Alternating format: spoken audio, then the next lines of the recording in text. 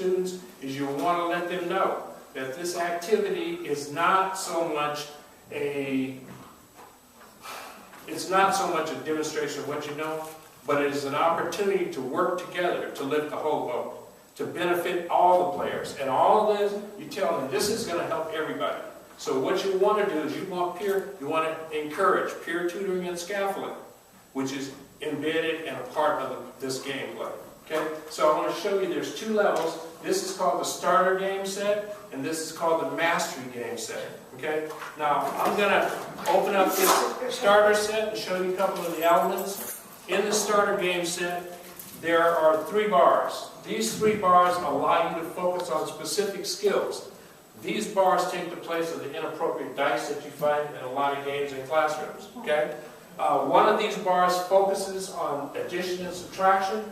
It also has an element of chance involved in it. Okay, so that's the first one. Then there's a second one that focuses in on multiplication and division, so that students are playing the same game but focused on different skill sets.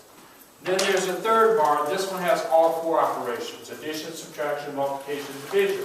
This first game set deals with strictly whole numbers. And if you're familiar with the new Common Core, they suggest that students focus on whole number operations up until the 6th grade.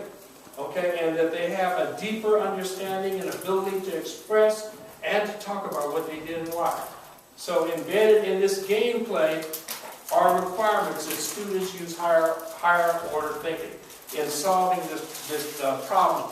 This game is a game whereby one student creates a problem, and by the way, it's open-ended. One student will create a problem, the next student solves it. The game will accommodate 2 to 6 players, each game set. So you guys are situated 4 to a table. The paperwork on your table, you're not going to need that. And I'm going to try to supply you with enough information so if you listen and play, you're going to pick up more, and you don't have to write a lot of notes. Okay? Just to let you know that. And you want to clear the desk area because you're going to need that. Okay? So now, within this deck of cards, what you will find are 2 different types of cards. You will find red factor cards. These are called red factor cards. And these cards are called green players cards. Okay? So there's 2 types of cards, 3 bars in the starter game set. Now this mastery game set is slightly different. It has 1 mathematics function bar that deals with all 4 operations. This game includes level 1, which is the deck I just showed you, but it also includes level 2. And this game is really interesting, and I'm sure as teachers you guys can really appreciate it, and you'll probably have more fun. You're going to have fun at both levels, but this level will challenge you a bit more and provide an additional dose of fun. Okay? So in this deck, you're going to be able to play the game that I'm going to teach you at the lowest level, utilizing positive and negative. You're going to work with integers. Okay? Also in the same gameplay are provided fractions. So fractions will be introduced into the gameplay too. So what I want to start out with is the most basic set. I want to show you how the game is played, then I want to introduce you to some of these positive and negative values. Now, how many of you guys are teaching algebra or pre-algebra, where you're using integers or working with integers?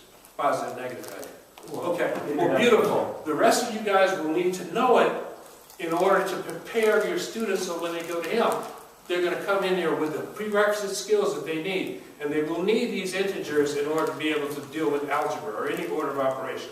Okay, positive and negative, absolute value. Okay? So, but we're going to start out with a basic set so that you will learn the rules to the game.